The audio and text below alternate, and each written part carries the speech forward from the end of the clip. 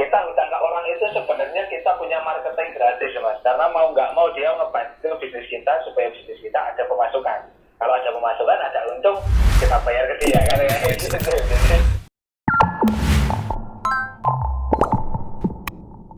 Selama bisnis awal sampai 2017 itu saya menggunakan sistem APH itu tadi, action pikir hitung. Nah setelah 2017 saya mengenal tentang memanage, jadi ya itu tadi, semua itu tentang bagaimana cara kita memanage. Nah, kalau kesalahan-kesalahan terbesar yang membuat saya istilahnya apa ya, sedikit stres gitu ya, itu uang dibawa lari karyawan. Ini beneran tapi apa cerita mas ini mas? Mas. Beneran ya? Jadi kita punya karyawan yang udah kita percaya ya. Oke. Dia yang kita percaya untuk melakukan pembelanjaan ke supplier. Ya kamu kalau beli kain ke sana kan gitu kan, karena betul. Dia udah orang kepercayaan kita, dia hubungan sama supplier juga udah dekat. Nah dia itu bilang ke supplier kalau kita minta tempo mas. Wow. Nah ya, jadi ini Mas Niko minta tempo untuk pengambilan kain mulai bulan depan gini ya, karena supplier juga sama kita baik, akhirnya dikasih lah tempo itu tanpa supplier istilahnya apa ya, istilahnya kayak konfirmasi ke kita gitu ya. Akhirnya dikasih, tapi orang itu dari kantor itu mengeluarkan uang untuk membeli bahan baku itu.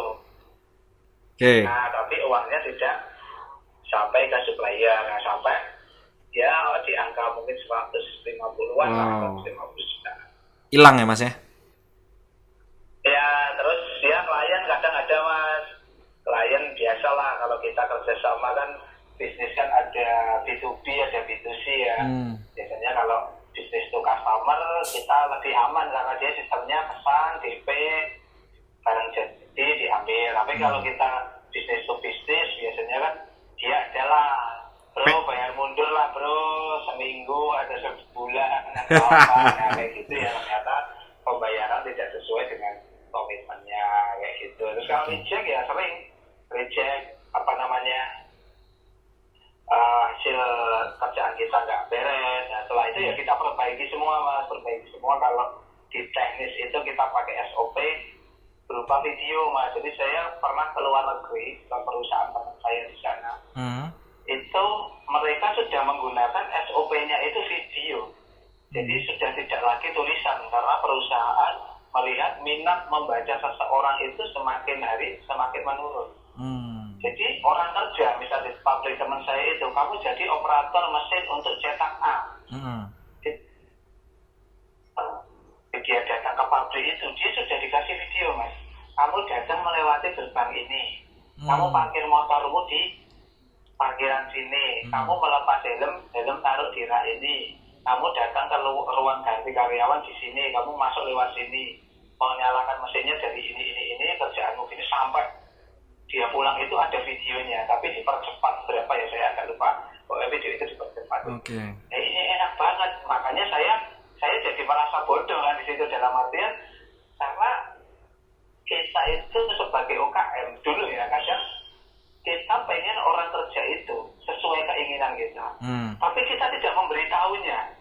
Istilahnya orang baru datang, helm taruh di kursi misalnya, dia masuk, terus kita marah-marah, bro, lo tahu nggak kursi ini buat apa? Kursi buat duduk, nggak buat tempat helm, gini mas. Padahal dia kerja di situ tidak diberitahu dulu, oh tempat helmnya di mana, oh nanti saya harus ganti pakaiannya di mana, kayak gitu. Makanya dari perjalanan istilahnya dari perjalanan belajar saya ke perusahaan-perusahaan teman saya yang di luar itu jadi tahu, oh ternyata memanage perusahaan itu seperti ini. Jadi kalau teman saya bilang itu tidak ada karyawan yang bodoh, yang ada bosnya yang bodoh dalam memberikan mandatori anak buahnya itu ke karyawannya itu kayak gitu. Jadi siap. bisa menemukan metode yang baik untuk memberikan dia step-stepnya kerja itu supaya baik bagaimana. Oke, mantap. Siap mas.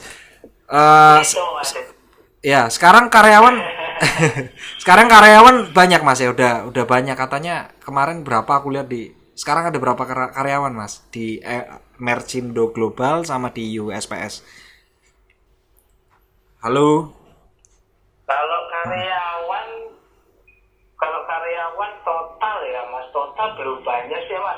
paling di sekitar 35-an ya. Oh iya. Saya juga nggak terlalu tahu detailnya karena saya setiap harinya di kantor, jadi agak jarang banget diproduksi. Nah, diproduksi itu biasanya dia banyak turnover karyawan lah ya, kayak di divisi packing gitu, kadang ada berapa bulan ganti gitu kan. Saya juga, ini siapa nih orang baru lagi kayak gitu. Ada yang dia ketemu saya makan di dekat kantor sini, dia nggak tahu kalau saya yang punya sini, ngobrol-ngobrol, baru saya tanya, kan mas kerja di mana? Di sablonan sini. Sablonan mana? Di sini mas. Saya juga cuman, itu punya saya, tapi dia nggak tahu karena dia mungkin baru masuk kerja 2 hari atau mungkin 3 hari masuk kerja kan. Kalau kita sebulan sekali ada meeting kan, maksudnya kayak meeting motivasi gitu, baru ketemu pas meeting itu. Mungkin dia belum tahu gitu. Oke mas, nah kemarin nih dengan 35 karyawan mungkin lebih ya Mas Niko lupa segala macem, itu kan lumayan banyak mas, buat ya lumayan untuk UKM lah ya kayak. Waktu corona mas kemarin mas itu kena juga dampaknya, terus nyikapinya gimana mas? Artinya ini sekarang penting, kenapa? Karena banyak kegalauan mas untuk teman-teman ya yang UKM atau yang bisnis baru setahun 2 tahun tiba-tiba kena badai ini. Untuk Mas Niko sendiri menanggapinya itu gimana gitu secara manajemen?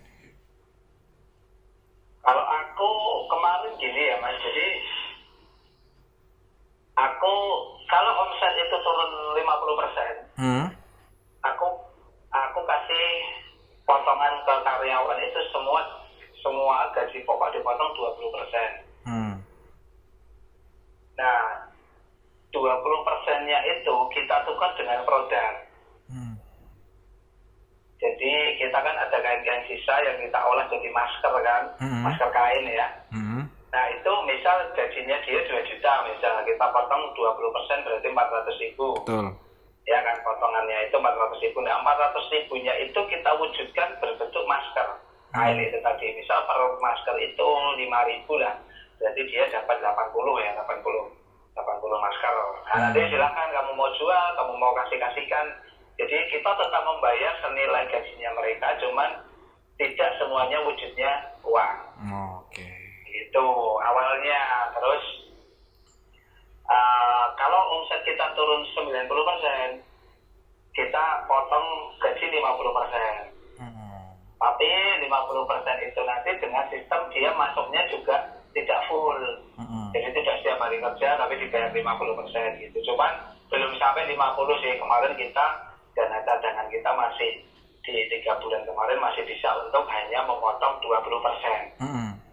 Walaupun omset turunnya 90%, harusnya kita potong 50% gaji kan, cuma kita potong tetap 20%, tapi tidak dengan produk. Jadi produk itu dihilangkan. Nah, jadi tetap menerimanya 80% gaji sampai 3 bulan. Sampai bulan ini pun masih untuk yang Mersindo. Kalau yang Yuhu sudah normal karena kita indikatornya itu Yuhu omset sekian, harganya balik normal. Dan kita juga dia di sekian ribu piece order masuk baru balik kayak gitu. Tapi Mersindo ini baru nyentuh 80% lah dari normal. Jadi gajinya masih dipotong 20%. Sampai nanti ordernya normal begitu. Siap mas. Terus terakhir nih mas,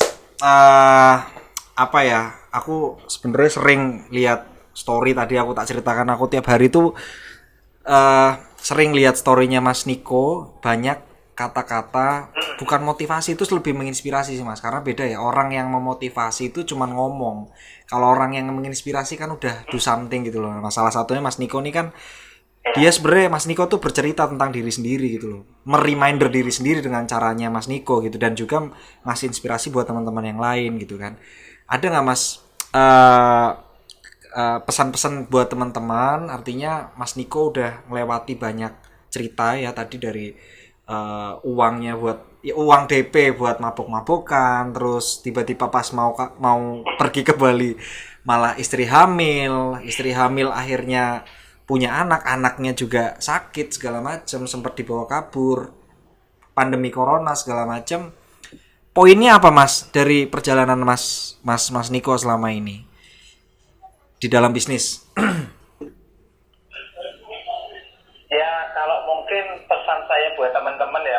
Iya. Pesan saya buat teman-teman, entah itu karyawan atau dia seorang pengusaha yang baru mendengarkan mungkin nanti, yaitu pesan saya yang pertama adalah jangan pernah mengeluh, Mas. Karena setiap orang mengeluh itu pasti ada peluang di situ. Jadi ketika kita mengeluh itu, apa yang kita keluhkan itu menjadi peluang bagi orang lain. Maka dari itu pesan saya buat teman-teman, jangan pernah mengeluh yang pertama. Yang kedua adalah jangan pernah bekerja untuk uang. Jadi saya tidak pernah bermimpi ingin mempunyai seperti ini, Mas.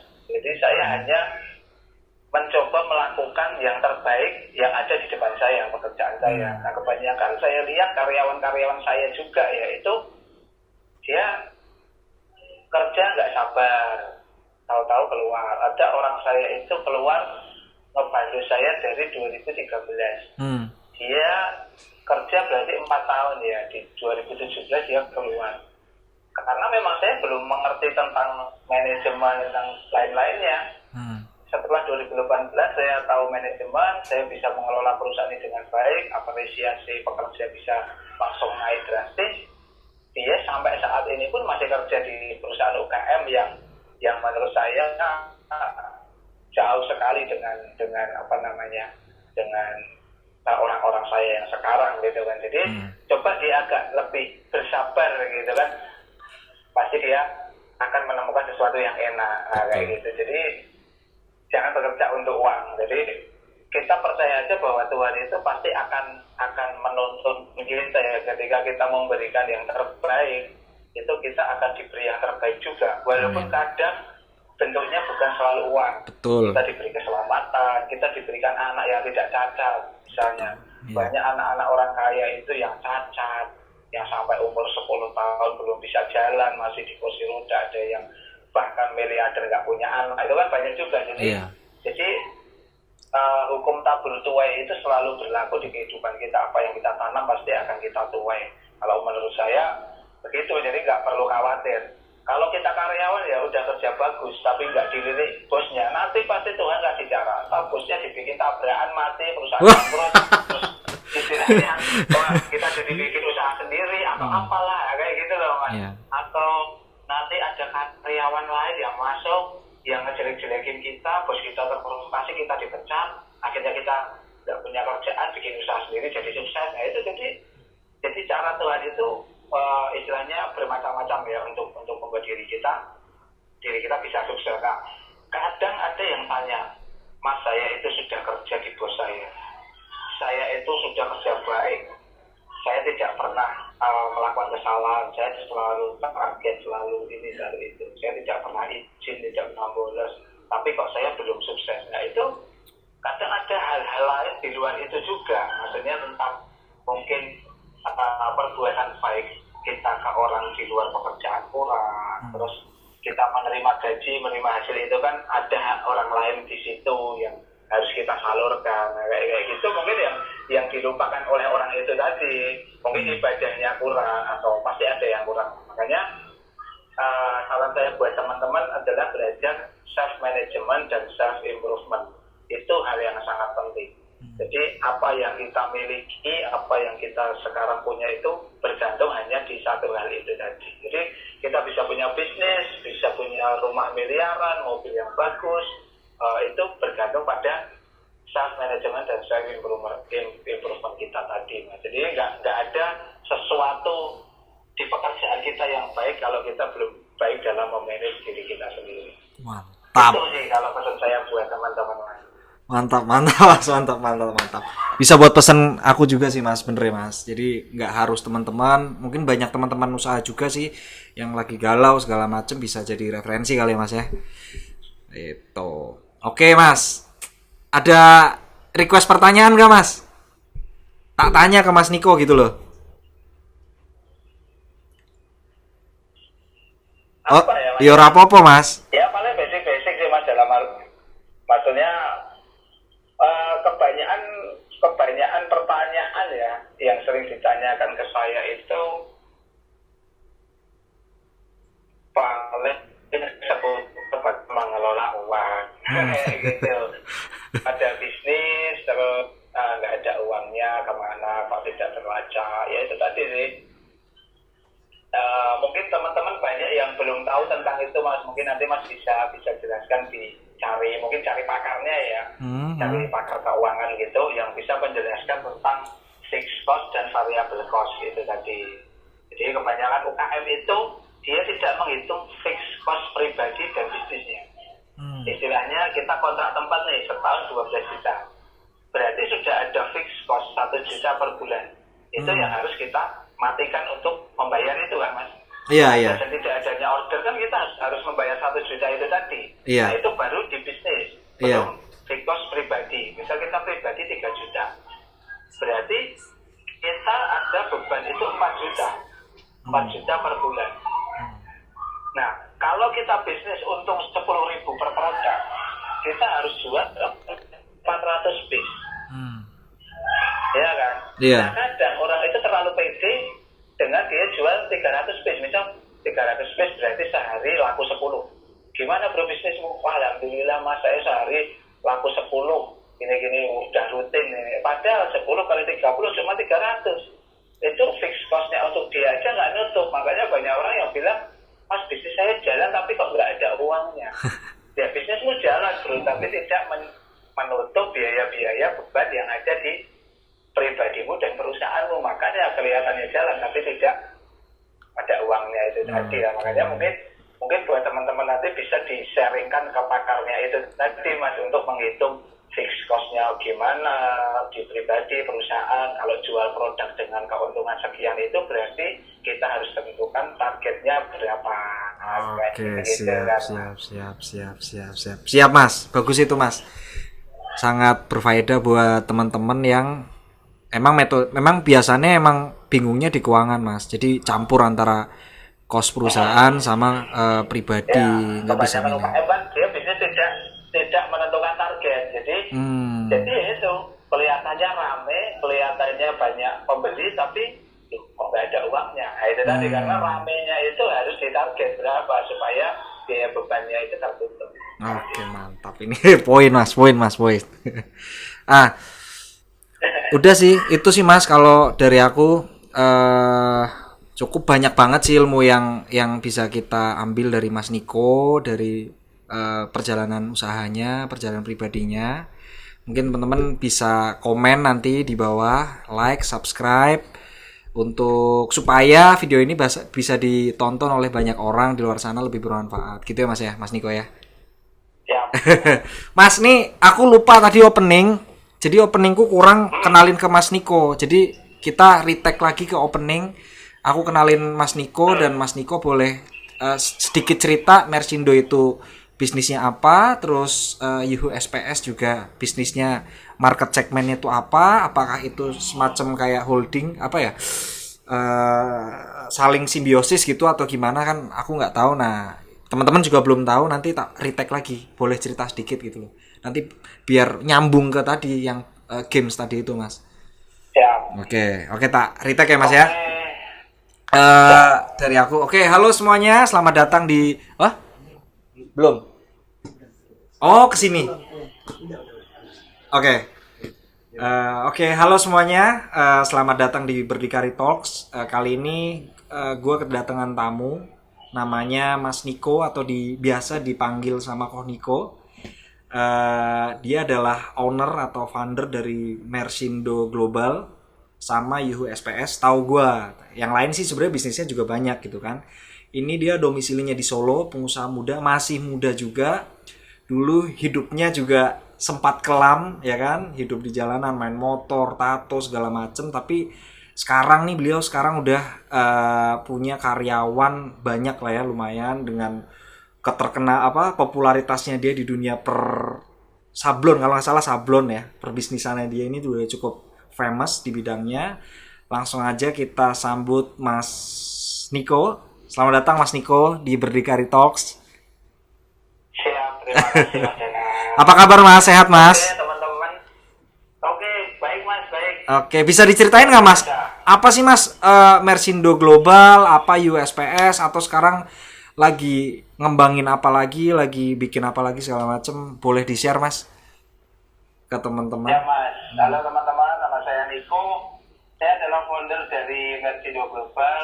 Mercindo Global adalah perusahaan yang bergerak di pembuatan aparel, jadi seperti kaos, kemeja, jaket, topi, dan lain-lain untuk keperluan clothing, untuk keperluan komunitas.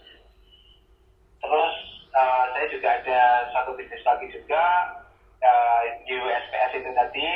Dia adalah suplai bahan baku untuk sablon. Jadi mungkin teman-teman nanti ada yang pengen belajar sablon, sudah punya clothing, ingin diproduksi sendiri, nanti bisa buka Instagram USPS. Ada di atas atau di bawah ya Mas ya? Kita bantu alat-alatnya, edukasinya, kursus sablonnya ada, sampai tintanya itu lengkap sekali. Oke, Gitu, siap. Sekarang masih fokus ke Yuhu sama Mercindo atau ada buka launching mau apa lagi segala macam gitu Mas? Sebenarnya saya ada sih beberapa bisnis juga, cuman itu kerjasama sama teman ya maksudnya. Enggak 100% punya saya, jadi ya kita cuma ada teman yang dia punya bisnis, minta dibantu di manajemennya, gitu saya ikut bantu di sini. Oke, siap Mas. Terus jadi Mercindo Global ini terima project untuk sablon kaos gitu ya Mas ya? Yuhunya jualan apa Mas ini Mas? Kalau Yuhu tinta ya atau apa Mas? Ya, jadi keperluan untuk sablonnya. Jadi awalnya kan kita bisnis produksi kaos ini. Nah, setelah seiring berjalannya waktu, itu banyak teman-teman sesama pelaku itu yang nanyain, maksudnya Mas, mejanya pakai meja siapa? Kan kita bikin sendiri. Nah, terus catnya pakai cat apa? Jadi semakin Mercindo ini dikenal orang, orang-orang sesama pelaku itu malah pengen alat dan keperluan lainnya itu sama yang kita pakai. Nah, itu menjadi opportunity juga buat saya ya Mas ya. Jadi akhirnya saya membuka toko untuk keperluan teman-teman yang seindustri ini. Jadi istilahnya kalau mereka beli di toko saya itu udah recommended lah, barang yang dijual di toko saya pasti dipakai di produksi saya juga. Oke. Kalau Mercindo Global pasarnya clothingan, distro, brand-brand gitu, sama atau personal, partai, corporate atau gimana Mas? Lebih banyak sekarang ngerjain ke mana? Kalau kita lebih banyak memang ke clothing sih Mas, karena istilahnya dari harga yang kita tawarkan, dari kualitas yang kita tawarkan memang bisa dikatakan middle up ya. Jadi kalau untuk segmen market yang middle low itu kita jarang dapat, karena mereka terbenturnya di harga. Mereka hanya cari yang biasa-biasa, cari yang itu. Nah, kita lebih segmennya ke clothing. Kalaupun komunitas ya komunitas yang memang mereka ingin membuat identitas komunitasnya itu dari kaosnya, dari apa, memang yang kualitasnya memang yang oke. Oke, siap. Sekarang berarti kan udah cukup gede nih Mas, udah lumayan besar kan. Sempat kemarin kan tur tuh kemana-mana se-Jawa Tengah, Jawa Timur, Jawa Barat, Jakarta pun disambangin segala macem. Pasarnya emang sampai Jawa itu seluruh Jawa Mas Niko pegang juga Mas? Memang ada di semua ya. Kita berbicara yang saya sering tur itu kan di Euro ya. Jadi di setiap kota itu pasti ada pelaku sablon, ada pelaku produksi kaos kayak gitu. Pasti ada komunitasnya juga, dan saya sering diundang untuk memberikan edukasi, karena kebanyakan ya seperti saya bilang itu tadi Mas, ya kan bisnis UKM itu hanya berbisnis dengan sistem APT dan bikin hitung. Nah, makanya saya banyak didatangkan di komunitas itu untuk mengenalkan ke mereka memanage industri ini, karena sablon kan dulu dipandang sebelah mata ya Mas. Mana bisa sih orang sablon bisa beli mobil misalnya kayak gitu. Orang saya pertama ngelamar istri saya aja juga orangnya ditanya kerjaanmu apa, sablon. Nah, ditanyanya itu kayak sablon. Nah, jadi itu seperti apa bisa sih sablon ini buat menghidupi keluarga, karena image zaman dulu kalau kita kecil kan sablon itu yang di pasar malam itu kan mas tahu Iya. yang sablon nama-nama, nah kayak gitu. Jadi pada seiring berkembangnya zaman ini kan sablon eranya lebih modern, marketnya juga lebih modern, dan tujuannya bisa tinggi juga. Nah itu saya sering diundang untuk memberikan edukasi ke mereka itu mas, Oke. bagaimana bisnis sablon ini bisa menghidupi kita, bisa lebih profesional. Yang dulu sablon itu orang terima order komputernya lesehan, yang terima order cuma pakai kolor, yang udah kena cat. Iya. Sablon itu sekarang ada customer service-nya yang cantik, Iya. sofanya hasil, terus ada sofanya kayak gitu. Jadi istilahnya memodernkan sistem bisnisnya inilah kayak gitu. Mantap. Oke, makasih banyak ya Mas ya. Sukses terus Mas. Mantap Mas. Siap, Yo, salam Assalamualaikum. buat teman-teman yang di situ, Salam ya. juga buat teman-teman Solo, Tembong semua, Bunder. Ya, makasih, Mas. Ya, Assalamualaikum. Oke teman-teman, itu tadi Mas Niko, wawancara singkat dari Mas Niko. Semoga bermanfaat, semoga bisa memberikan insight buat teman-teman. Jangan lupa komen, jangan lupa like, share, dan subscribe untuk mendukung channel kita Berdikari Talks. Sampai jumpa di Berdikari Business Talk selanjutnya. Salam berdikari, berdikari dalam berkaya mereka.